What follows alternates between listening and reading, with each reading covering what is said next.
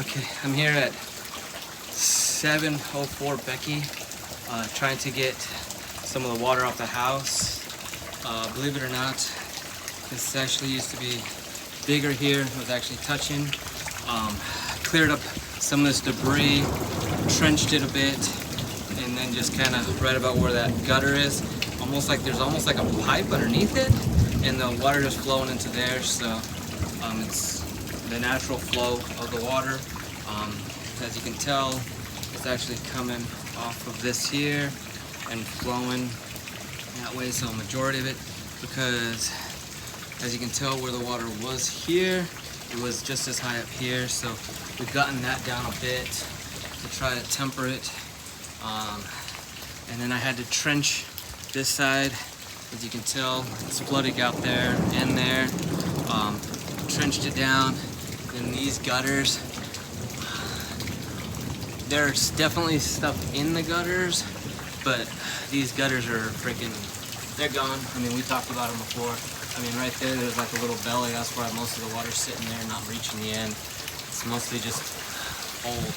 But coming back over here, I trenched this thing down, trying to keep my iPad underneath the eave.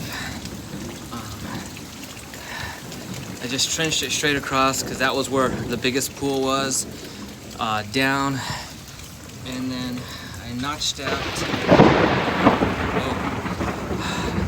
This is where the drain pipe actually connects in. Right there, I cut a hole on the bottom part because it wasn't able to get high enough. Just notched a hole. Seems to be taking care of the water. This was flowing pretty good a couple minutes ago, just because it was overflowed. I think it's starting to subside just a touch. And then here's a little creme de la creme. This, I tried notching it right here, but as you can see, this here, that's standing water. It's not moving. So yes, their French drain line, because I was originally gonna notch it there to the corner to cut it in half, but when I noticed that it wasn't, the water wasn't even moving, there's no point in putting water in a pipe that doesn't move. So obviously I don't know where it gets clogged up from that hole up to the pipe, but that pipe is actually going out to the street. You can see it flowing. So as of right now, I've probably done as much as I can in regards to diverting. These little barriers here, I got a couple more. I had some spares from before.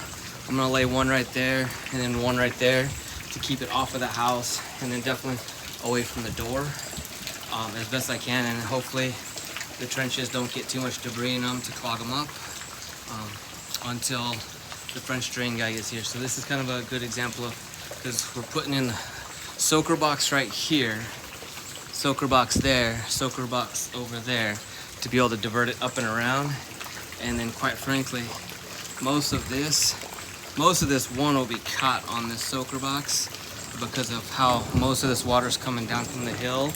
And then if we kind of either replace or make some solid repairs on this guy here, it'll actually start catching all this and draining it where it's supposed to, so we won't even have this. So in conjunction with making those repairs with the soaker box, we should be able to eliminate this issue further. So hope that helps, man.